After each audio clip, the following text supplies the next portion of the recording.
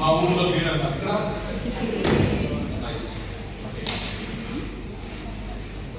నేను ఒక్క మాట కూడా ఇప్పుడు మీరు ఉన్నారని మాట్లాడలేదు, పిల్లల ముందు మాట్లాడతాను.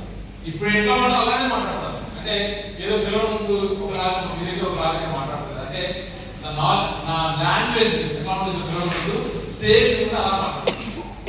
అంటే మన పిల్లలాగా ట్రీట్ చేస్తున్నాను. ఓకేనా?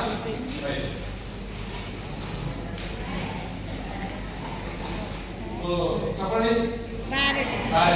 పక్షుల దగ్గర అందమైన పక్షి అని చెప్పండి. నాకు చేయడం రాదు. ఓకేనా? పక్షుల దగ్గర అందమైన పక్షి.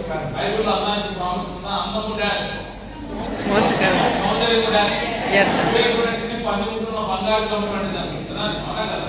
రైట్. కానీ మనం ఏం చేస్తాం? అది పూస్తాం, ఇది పూస్తాం కదా. ఉన్నదానికి అర్థం బయలుదేరా చూస్తాం కదా. రైట్ కదా. చిన్న పింపుల్ వస్తే 2 రోజులు పోతుంది. దాన్ని మనం ఏం చేస్తాం? ఇచ్చి ఇల్లు లావు చేస్తాం.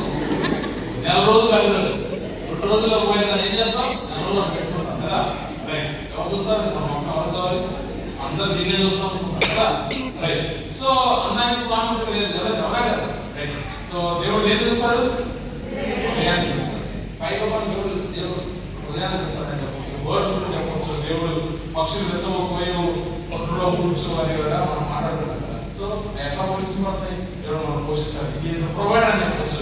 ఎన్ని రకాలుగా చెప్పచ్చు. వీరి గురించి దేవుడు ఎదగడం గురించి చెప్పచ్చు. రైట్. సో ఎట్లా మనము పిల్లల ద్వారా మన సువార్త అందించవచ్చు. ఎవరు